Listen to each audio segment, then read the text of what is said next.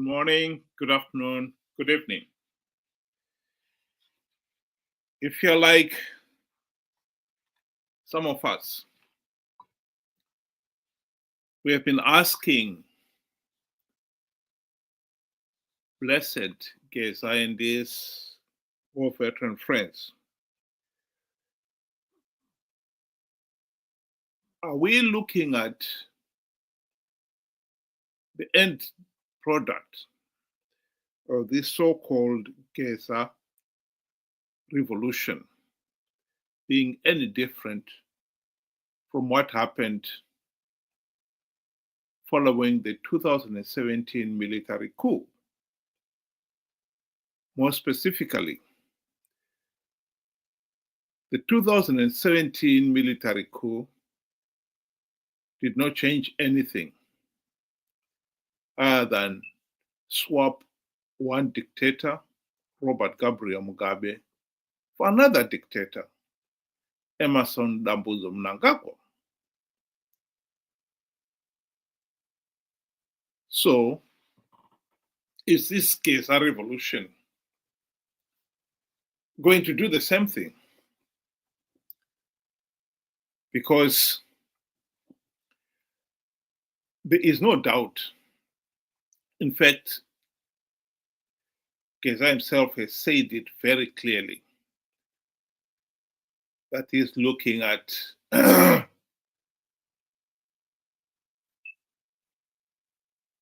replacing Mnangagwa with Chiwenga.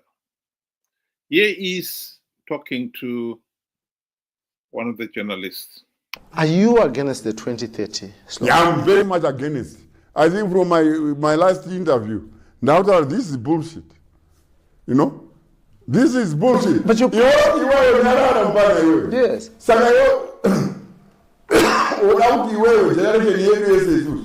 Yema fighters. Tope yapasa kana one way up in State House. Unaona zini normal. But you were two guys. Robert Gabriel Mugabe was your guy. Ah, fuck off, man. Mnangagwa was your guy. Iwe. When we say my war veterans, wanzo ndikutara zakawanda. Yeah. Wanzo right. Our man nationalists. Don't my war veterans. You know? What's the difference? I'm not prepared to expand. Yeah. Iwega unofana kufunga kuti. Well, since then, Geza and some of his friends have come up with some clarification on that point. What they're proposing now is that there should be a transition authority headed by Chiwenga. Here is the latest audio from Knox.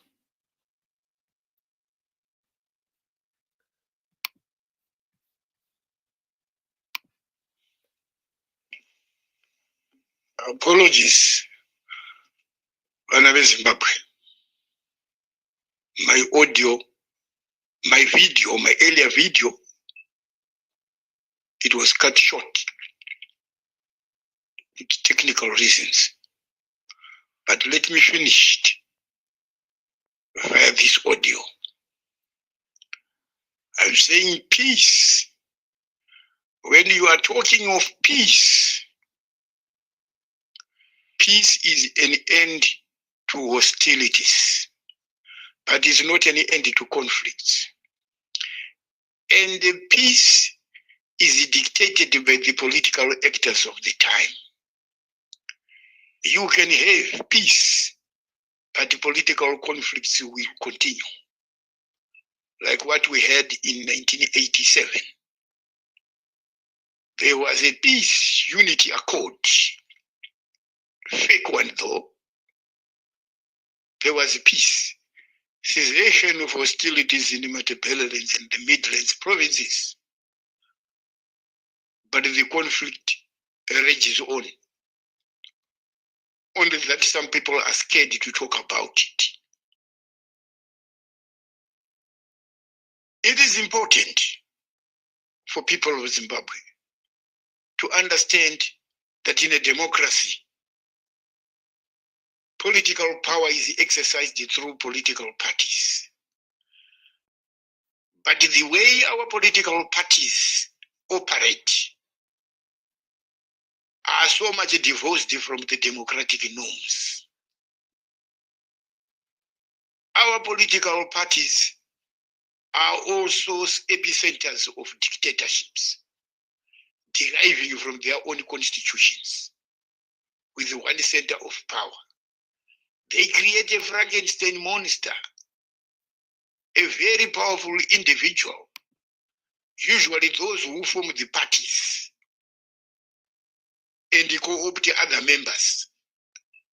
They gang up for a project.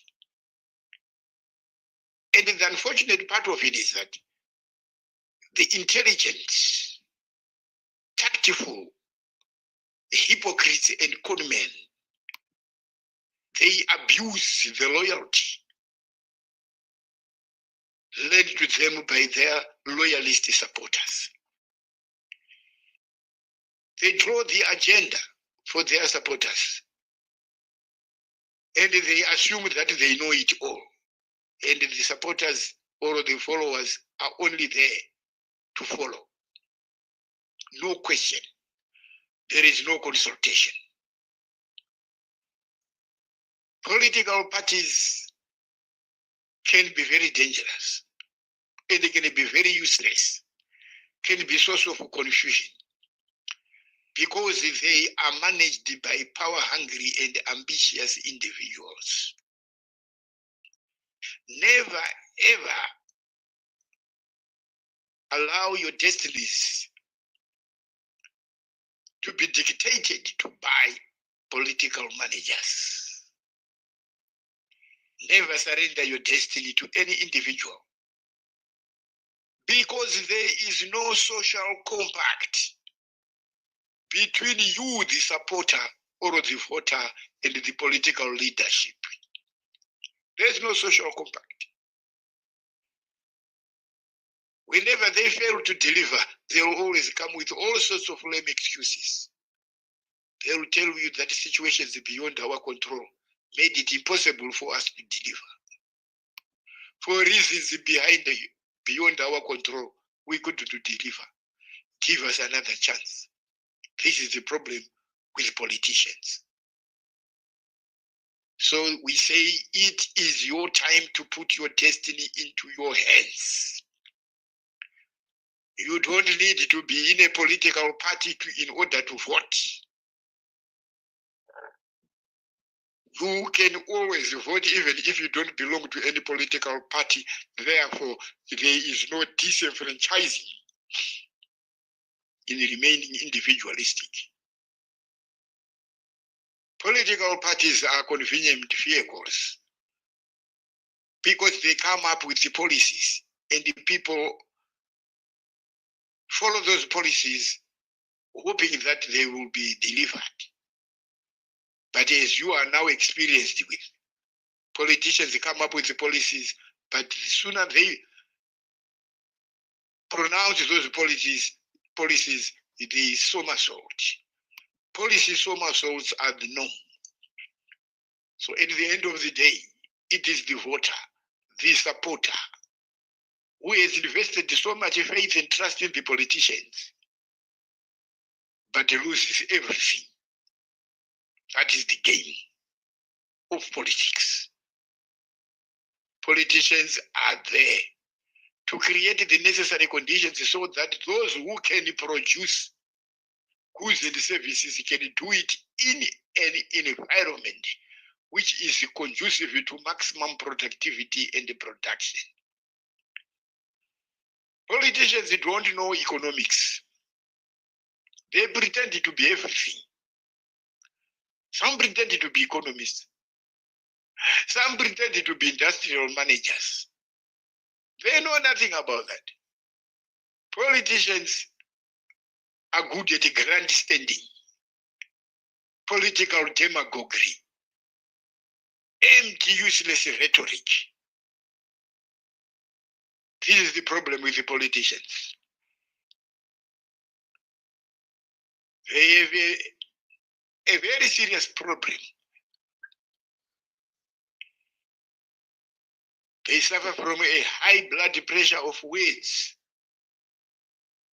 but a low pressure of actions. I'll stop it there. I think there are a number of things to take home there. One of the first ones is Zanu PF is a monster. He's absolutely right. Zimbabwe is a failed state because for the last 45 years, the country has been stuck with this corrupt, incompetent, tyrannical, murderous regime that has managed to stay in power all these years because it rigged elections. And it has become so powerful that we cannot change it. So on that point, he is right. But the point I think one should follow is why has Zanu PF become a monster?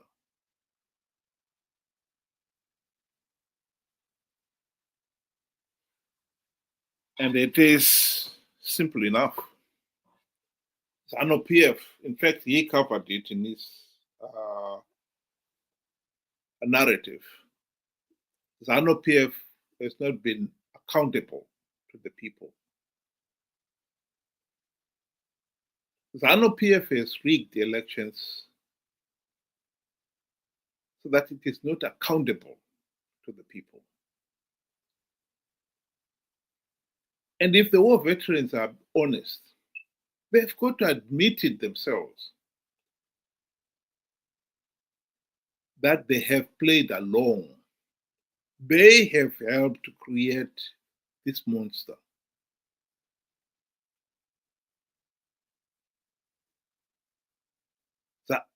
Zanu PF leaders like Robert Mugabe is bribed, coerced,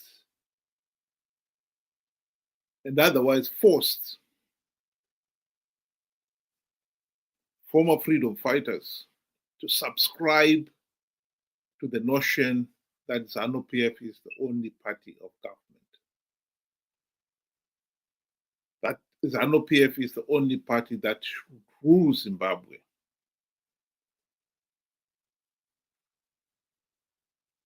And people like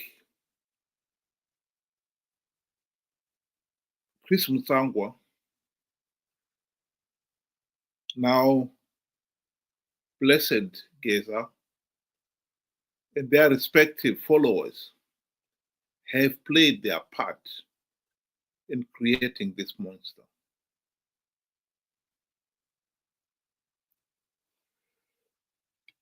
When the army, top brass in the army, come up with such outrageous statements as this, that's when you realize they are in serious trouble. Zanu PF itatonga kusika madonge ameanya.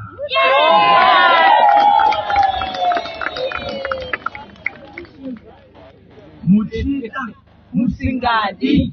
Ameni. Apanda kutaura sakomanda army. Shashandisa inonzi command 40. Yes. Yeah.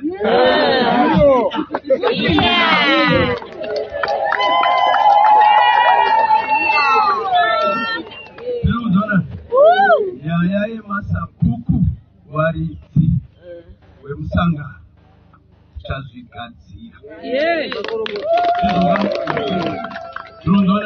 Amen. Zanu PF. Amen. Na idi mnangagwa. Amen. Pasine mandu. Ayo. Kuna security forces saka PC mkuru we Maudon ini. Amen. Amen.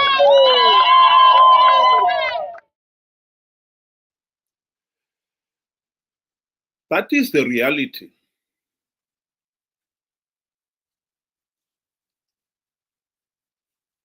The war veterans played their part in creating this monster. And if Geza and his friends are serious about ending the dictatorship, then they must do something to end this veto power that has been assumed by war veterans. In fact, in this audio, he goes on to explain that their solution, the proposed solution, is to have a transition authority. And they will supervise that transition authority. Let's just listen to the rest of that video clip, audio. That is the politician for you. So we are saying this thing. This Gaza revolution is a new beginning. It offers you a new beginning where you decide your own destiny and you choose leaders of your choice in a level playing field. You participate in policy making. Policies don't just diffuse from top to bottom. It must be from the bottom up, and feedback mechanisms either way.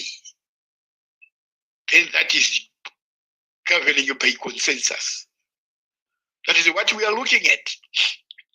We are looking at a transitional arrangement in which all men and women, patriots, genuine patriots, not political philanderers, not political prostitutes, opportunists. This is not a time for our bellicose and rapacious elite class to try and worm themselves into a people's project and then start to scavenge on the people's livelihoods. We will not allow this. So-called investments, there have to be genuine investments, which should take care of local aspirations. Investments with the co-ownership with locals. Locals empowered, not as workers getting measly salaries, but as co-owners of production units in their own country. You don't tell us that we are benefiting from the Manise steel company. People have been put in positions. They are shareholders in these offshore companies. I'll just stop it there. I think the most important thing there is that there will be this transition authority. And it will come up with a level playing field where everybody will have a meaningful vote. And that transition authority will be supervised by President Chiwenga.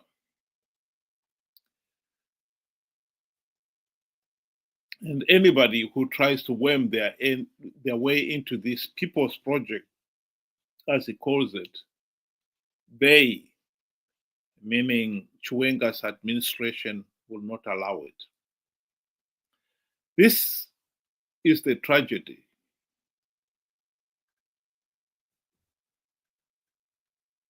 who has appointed Chiwenga to head this transition authority? Geza and his associates?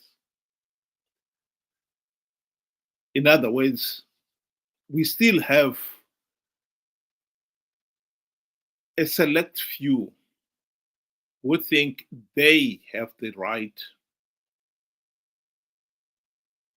to a veto, not just a vote, a veto.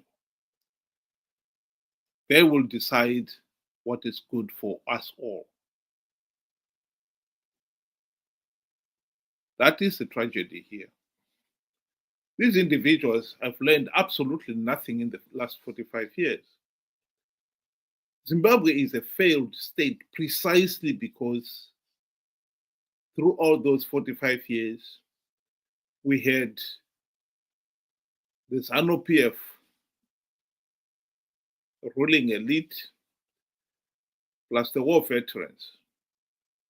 They were the first-class citizens who had a meaningful vote. The rest of us, we went through election processes, but at the end of the day, Zanu PF was to remain in power. And the ruling elite and the war veterans decided who those people were to be.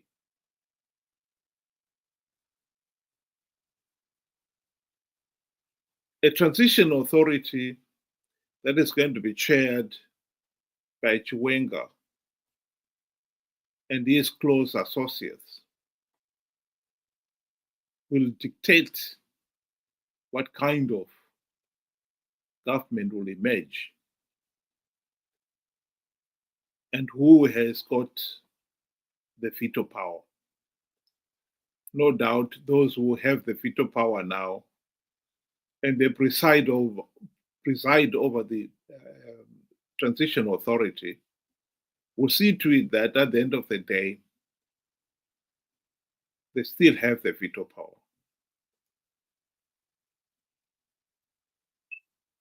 Zimbabwe is not the only country that has gained its independence following an armed struggle.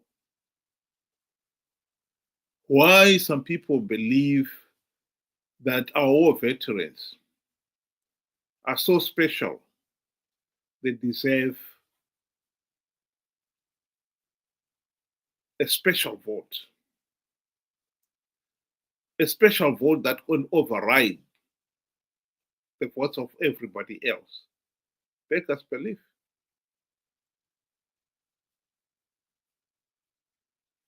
The heart of the problem is our failure to hold free, fair, and credible elections in which every Zimbabwean had a meaningful vote.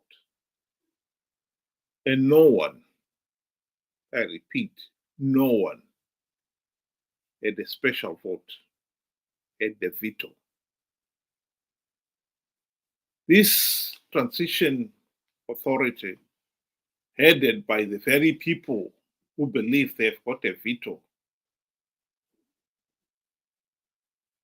it's a joke. At least the GNU of 2008 to 2013 was formulated or proposed by SADC. And SADC was the guarantor of the global political agreement.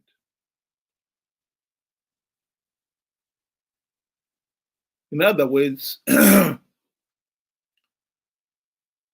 if our friends, Morgan Tsvangirai and his friends, had not slept on the job, and for the sake of argument, Zanu PF was playing hardball in terms of implementing the reforms, they had recourse by going to SADC as the guarantor of the global political agreement. They never once went to SADC to complain about anything about Zanu PF. Indeed, anyone who has studied what happened during the GNU will tell you that MDC leaders forgot about implementing reforms because they were busy enjoying the spoils of power. But to come back to the point, that GNU failed. At least it had an outsider who was the referee. This proposed GNU, Zanu PF will not only be key players, but they will be the referee too. How anyone can expect serious democratic change to be implemented under those conditions beggars belief. So I repeat my message. This so-called Geza Jabba Jabba signal, people must ignore it. This is going to be just a repeat of what happened in 1980, when during the fight for independence, the people were mobilized on the belief that we're fighting for freedom, justice, and human dignity for all. And yet, as we got closer to independence, Zanu PF hijacked the whole thing, and we ended up with the ruling elite enjoying all the freedom in the nation's wealth, while the majority suffered in abject poverty. This has been repeated again and again. Whenever Zanu PF thugs want the people to help, they rallied them under the pretext that now this is the real time now. Now we are going to deliver freedom, human rights, justice for all. But let us control it. We must remain in charge. It is contrary to the whole thing. The people should have a meaningful say in the process, and not just a select few. People must reject